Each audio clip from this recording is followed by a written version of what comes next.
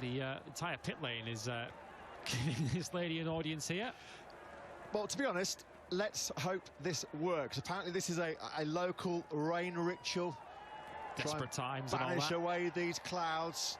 Let's hope this lady's efforts pay off, because we all want to see a MotoGP race take place here in Indonesia. Well, if the rain stops and we do get a race, she should get the 25 points, quite frankly. Yeah, absolutely.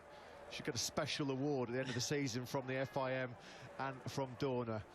Let's keep our fingers crossed that we are going to get the race that we've all come here for, the first Grand Prix of Indonesia in 25 years. There you can see, though, at the bottom of your screens, the pit lane will not open before 15:45 local time. The bigger issue we may have, in addition to the obvious issue, which is the quantity of rain that's falling, is the sunlight. It's due to get dark here around about 6:30, just before 6:30 local time. So we've got around 3 hours to play with before it starts to get dark here, and you just wouldn't be able to race even if it was bone dry. So we are going to get to the stage at some point where that does become a deciding factor. But of course, at the moment, still no reason to panic necessarily too yet. We've still got plenty of time for conditions to hopefully improve. And of course, with Moto3 and Moto2 having already raced earlier today, this is rather different to perhaps the scenario that might be coming into people's heads of Silverstone in 2018. We have only one more race to go. Marc Marquez was hoping to start it. And speaking to our colleagues at DAZN with Spanish TV, he's been speaking that he feels good, a little bit stunned, but he is okay. We saw Marc Marquez on his feet and, of course, heading to the hospital via the air ambulance, but under his own steam, on his own 2 feet. And we, of course, hope to see Marc Marquez back in action in 2 weeks' time when we return to Tomás de Rio Hondo for the Argentinian Grand Prix, another circuit, much like the race that follows that, the Circuit of the Americas, for the Grand Prix of the Americas, 2 circuits that Marc Marquez has had great success at in the past. Yeah, good to hear. Marc did make his way back to the paddock, and he was able to talk to Spanish TV, as Lewis said. He was stunned.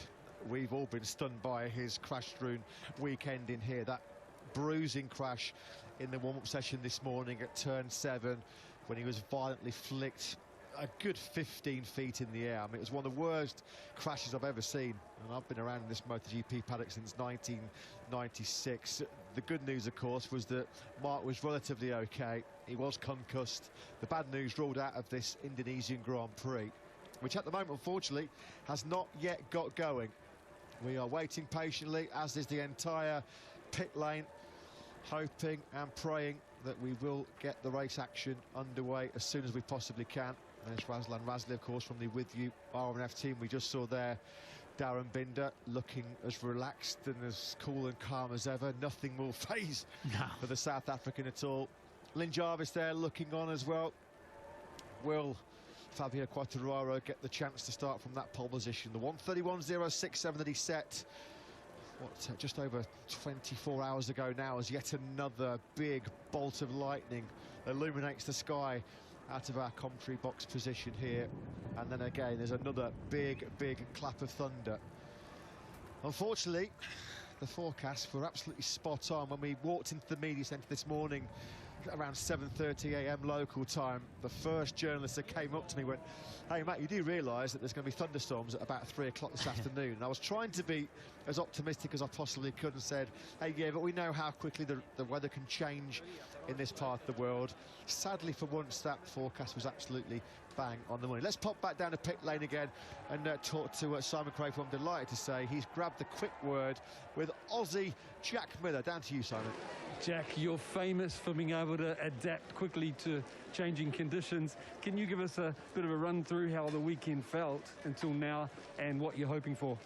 Yeah, the weekends felt all right. I mean, starting 9th on the grid definitely wasn't what I was after yesterday in qualifying, but that's where we are. And no, I mean, a lot of things have changed today. You know, we planned on the 27-lap race, but then that got knocked back, and then the rains come in, so that sort of changed our approach again. So, no, I mean, 27-lap race was going to be a big old survival race, I think, trying to manage the tyres and whatnot. 20 laps sort of brought it back into safe range, let's say, where you could be able to push a bit more. Now having wet, you know, this should stop pretty soon, and when it does stop, I'm assuming it's going to pull up pretty quickly. And yeah, the track won't dry completely, but I think some areas will become dry towards the end of the race. But no, fingers crossed it just stops now and we can get back underway. Jack, thanks for your time. Good luck. Mate, thank you. Yeah, thanks, Simon. Thanks to Jack Miller, yeah, echoing the sentiments of all of us here.